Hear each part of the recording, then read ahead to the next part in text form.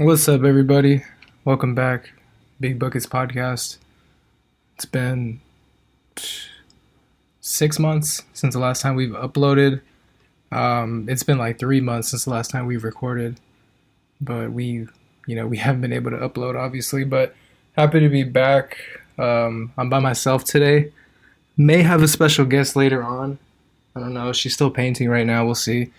But yeah, Luis is not here. Unfortunately, I'm quarantining because I'm positive for COVID-19. So is my lovely girlfriend over here. Yep. But yeah, if you guys are know anybody struggling with COVID-19, or if you think you have symptoms, testing is becoming widely more available, especially like in Vegas. So if you do have symptoms, don't wait. Get checked right away. But yeah, thank you guys for tuning in. Happy to be back.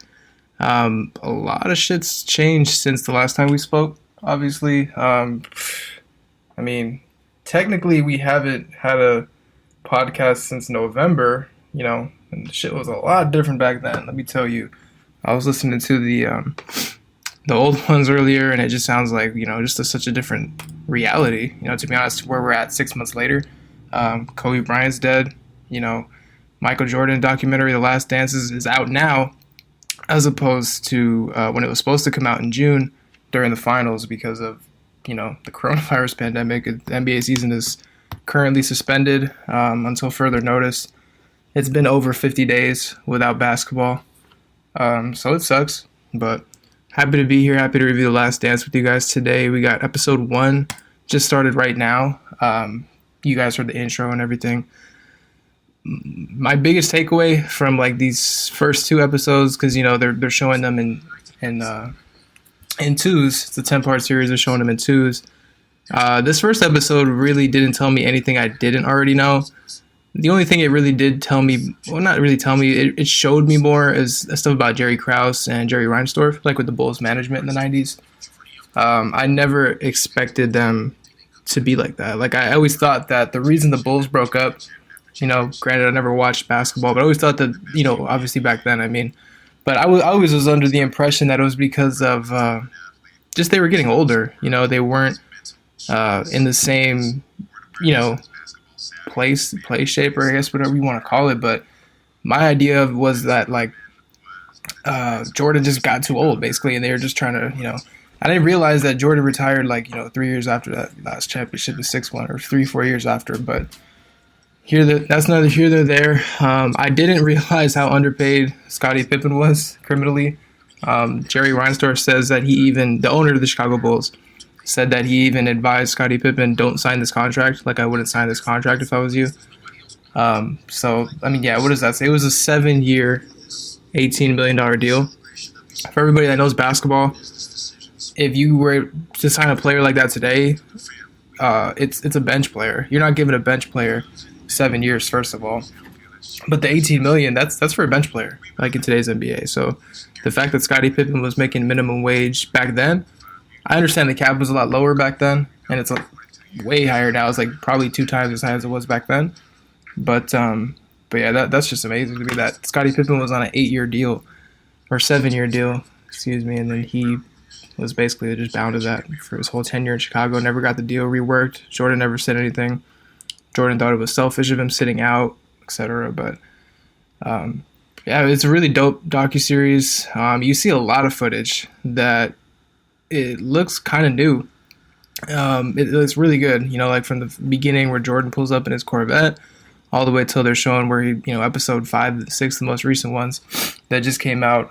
Those ones even show like back, in the arenas where he's playing coins with security guards, gambling. It goes into Michael's gambling addiction. It goes into the way that, Phil Jackson was perceived by the coaching staff, and, how he ultimately took over for, what's the coach's name? Doug Collins. Doug Collins. And I didn't realize how young Doug Collins was coaching Michael Jordan. Because when I was introduced to Doug Collins, it was, obviously later on in his life, because I'm much younger. And I knew him as just the announcer, just as the coach of Philly, from like 2009, 2010 or something like that. But yeah, man, it's dope so far. Probably my favorite part of it is just getting to hear more about everything from Jordan himself. Jordan's not really a big person to try to like sit down and do interviews and stuff. I know this documentary was made over time, obviously from all the footage that they put together.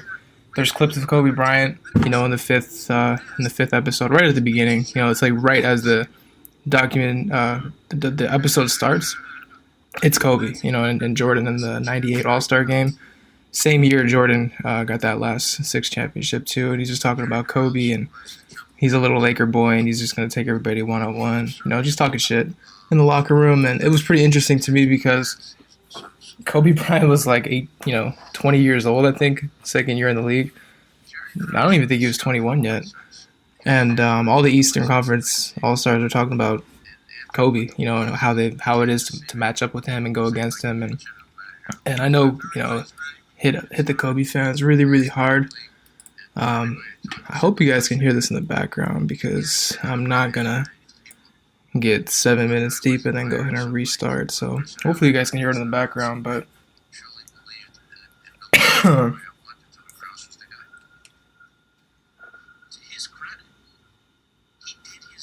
yeah, see, they're just talking about Jerry Krause and how he kind of despised Jordan, didn't really get the credit that he felt he wanted. It's so funny about like the relationship and the dynamic that the Bulls players had with Jerry Krause. They absolutely despise him, and I understand why. But at the same time, it's like they just went a little bit too far, out of line, which is understandable. But yeah, I saw a lot of tweets later on saying like nobody knows like Jerry Krause. He said, "I love the sun," and then Michael Jordan was like, "Fuck sunshine, I'll blow the sun up right now," or some shit, just like as an example to show you how like their relationship was. But yeah, it's very interesting. You see a lot about Dennis Rodman, how he abruptly asked for a vacation in the middle of the season during that '98 run, the sixth title run, and that kind of caught me a little bit off guard. Not the fact that he would ask, but the fact that Jackson would be like, "Yeah, that's fine," And Jordan even was like, "Yeah, we're not gonna get him back in 2 days. We're gonna have to go get him." And then the next clip, you see Carmen Electra and Dennis Rodman talking about how they were in the hotel room. She gets up and Michael Jordan's at the door, ready to come get Dennis for practice. It's very interesting. If you're a basketball fanatic like us, you're just absolutely living right now. I can't wait for next week. It's already Monday, but episodes 1 through 6 are pretty much everywhere. If you guys have access to ESPN, basically. If you don't, let me know because I got the hookup. I want you guys to see this content. It's A1. But yeah, man, a lot of interesting things were also said about just kind of like about Phil Jackson too that I did not know. I didn't realize he was really big and as a player. I didn't realize he won 2 championships as a player, but not just as like a bench warmer. Like he was a really integral part to that New York Knicks team that won 2 titles. And he talks about his experimentation with like LSD drugs and how they would do like yoga, and he was just like quote unquote the Zen master. But yeah, it's very interesting. It definitely grew my appreciation for Phil a little bit more, especially because as of like the past 10 years, he's just known for fucking up the Knicks. So it was nice to get a better image of Phil Jackson back in my head and kind of see that type of mentor that he was for Michael Jordan, Scottie Pippen, and really that whole Bulls organization, despite them wanting to kick him out that last season. That's him talking right now.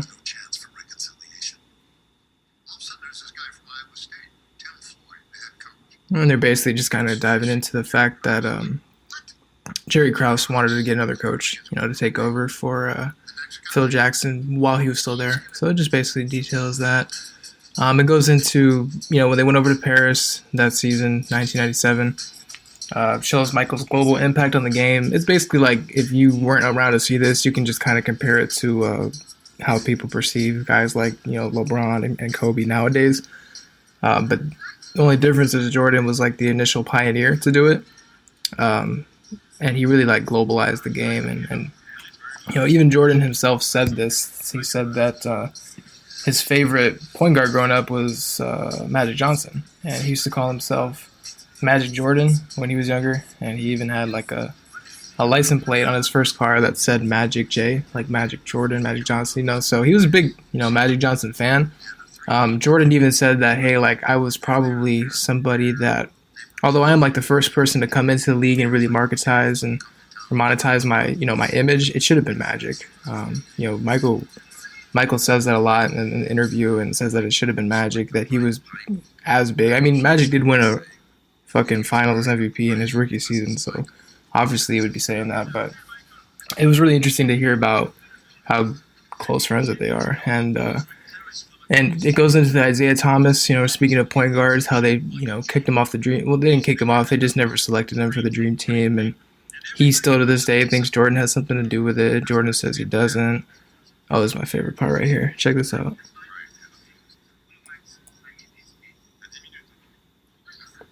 He said, "Would you mind signing this?" And he just looked at him and he just looked away.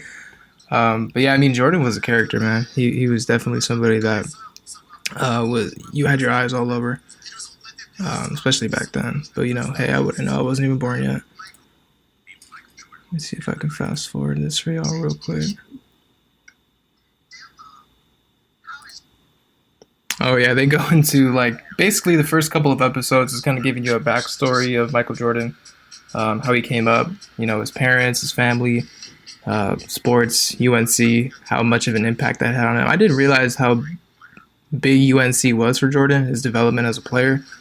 That's probably why like a lot of the arguments people have when they're discussing the GOATs is the fact that he went to college, you know, compared to Kobe and LeBron. If those players would have went to college and spent, you know, 3 years there, I'm sure they would have had a much better transition into the NBA, just like Jordan had a good transition in the NBA. But again, though, neither here nor there. I don't really want to make this into a debate. I just want to make this into like an appreciation video because universally, I think Jordan is the GOAT. I think it's up for debate, you know, depending on preference, but universally he's recognized as the biggest figure in sports, let alone basketball for sure.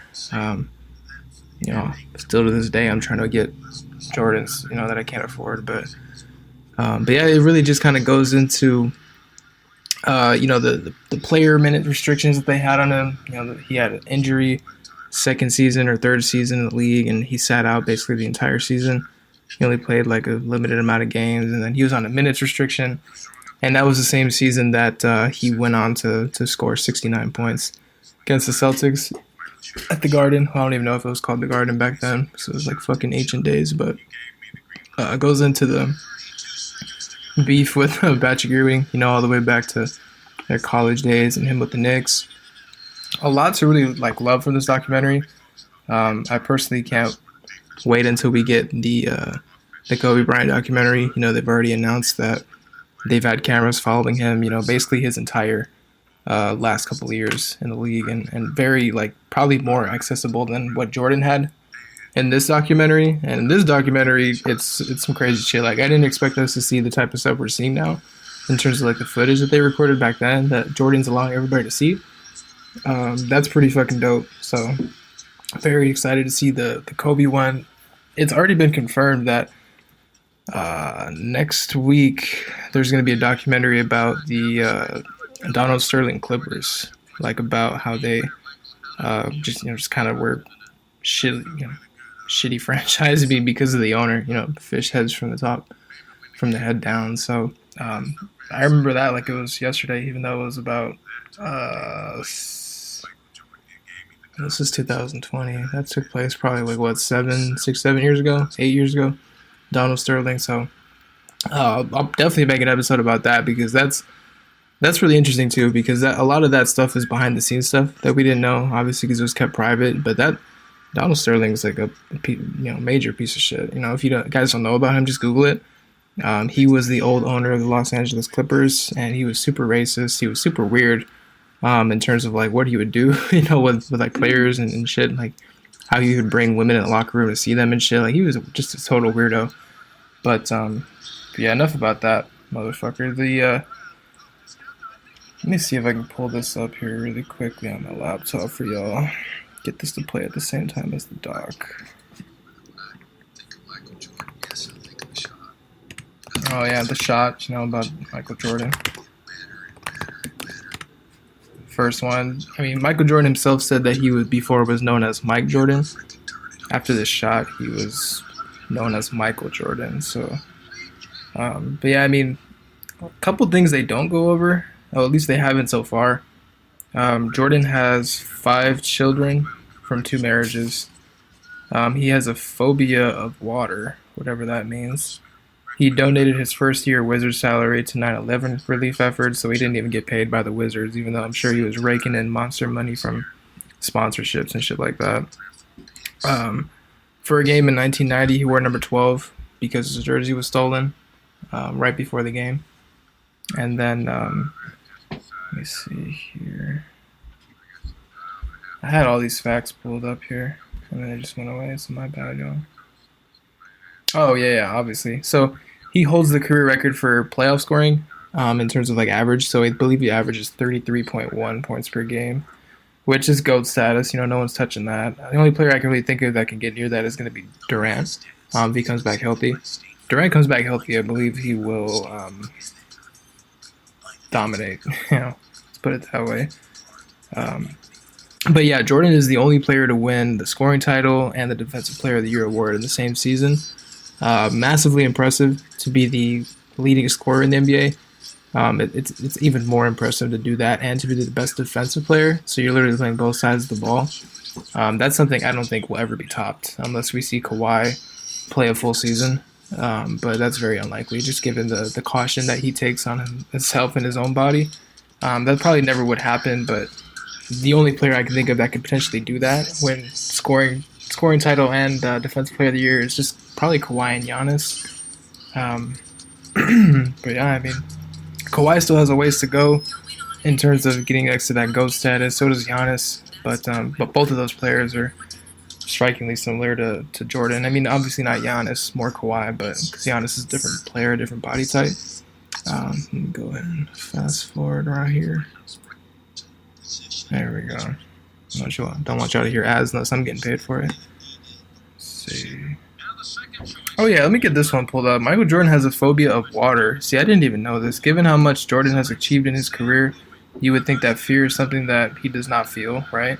Countless times Jordan stepped up and took the big shots, excelled so many times. Whilst he may have no fears on the hardwood, that is not the case off the court. It turns out he is human after all and knows the feeling of fear well. Jordan has a fear of water, which stems from a tragic incident during his childhood. He saw a good friend of his drown when he got sucked into the undertow, and understandably scarred him for life. Shortly after Jordan almost drowned whilst at baseball camp, and he's had a phobia ever since. He has somewhat overcome his fear, but he admits to still feeling uncomfortable when on a small boat or when near big bodies of water. That's some pretty crazy shit. I didn't know that had happened before, so that's pretty fucking crazy. Oh wow, we got an Amazon package. Is this chocolates? Shout out to whoever smells chocolates. That's what's up. Yeah, I didn't know the 5 children from 2 marriages. I thought Jordan's always been married to the same chick. So it turns out Jeffrey, Marcus, and Jasmine were with Juanita Vinoy. Oh, they divorced in 2006. And that was the largest celebrity divorce on record, with Vinoy receiving $168 million in 2011. MJ proposed to his longtime girlfriend, Cuban model Yvette Prieto, and pair married in 2013. Same year LeBron got married, by the way. A year later, Prieto gave birth to identical twins, Victoria and Isabel. Whilst Jordan has done his best to keep his private life just that, there has inevitably been a lot of attention surrounding his sons and whether they would follow in their father's footsteps. Marcus plays for UCF Knights but would leave the team, whilst Jeffrey played at Illinois before switching to join his brother. If you guys don't know, his kids are not the best athletes. Neither of them went pro. So, yeah, Jordan has won 10 scoring titles. I think that's pretty common knowledge. The only player that can really come close to that's going to be KD. I believe he has 4 or 5 maybe, and he definitely has the potential to end up with 10 if he, of course, maintains his health and he recovers well, which I'm sure he will due to the coronavirus pandemic kind of placing everything on hold. But let me go ahead and get this thing Pulled out the way. Jordan once recorded 10 triple doubles in 11 games. I remember that. That's when he played point guard, and I'll never get that graphic out of my head. He averaged 33, 10 rebounds, and 11 assists. In the sole game, he did not post a triple double. He posted a stat line, and the player would have been thrilled with 40 points, 11 assists, and 7 rebounds. And of course, this is the same season he led the league in scoring, just like 9 other seasons that he did. I mean, personally, as a LeBron James stan, I don't think it's gonna change my mind in terms of like who I think the GOAT is. I think my mind was already made up. Once you see it, once you're able to witness everything, it has a heavier impact on who you inevitably choose to be your GOAT. I mean, everybody could have a different favorite player. You could say Kobe, you could say LeBron, you could say, Wilt Chamberlain, you could say Jerry West if you want, but can't really hit it. It's just really about preference at the end of the day if you were around to watch it. I never watched Jordan live. Obviously, this film is giving me that new perspective. And to be honest with you, I was in awe just watching the athleticism, just watching how, dominant he was over everybody. It's everything on this film. He's attack mode. Every single play he's in attack mode, and you can't say that about LeBron. I think LeBron kind of takes his foot off the gas more than he should. I feel like Kobe was the same as Jordan. I mean, he went after it all the time too. Kind of reminds you of Westbrook. Kawhi doesn't really take days off. I mean, obviously he takes days off, but he doesn't. When he's playing, he's playing. When he's out, he's out. Here's Walt Frazier talking shit. Yeah, so it turns out Walt Frazier's always been a hater. It's not just now. But let's see, we're running up on about 22 minutes. All these episodes of this Michael Jordan documentary, podcast, whatever you want to call it, that we're doing here at Big Buckets, they're going to be 23 minutes and 45 seconds long. Because obviously Jordan wore 23 and the number 45. So we got about just under a minute left. Definitely feel free, reach out again if you guys need that information to watch the documentary. I can get that to you so you guys can see it. Definitely feel free to hit me if you want to talk basketball, if you want to play 2K. As soon as I'm cleared of this coronavirus, I will be back on the courts whenever the fuck they open. Now that's pretty much it for us. Make sure you're following us on Instagram, Twitter, TikTok. We're going to start making TikToks. Me and Luis just kind of go back and forth, make our own videos, and post them on there so we can get more of a widespread audience. So if you made it this far, if you just fast forward, appreciate you for listening, for tuning in. Like, share, comment, subscribe. It doesn't cost anything to do that. If this ever blows up, I'll make it worth your while. So hey, why not? All right, y'all. Peace. Be safe.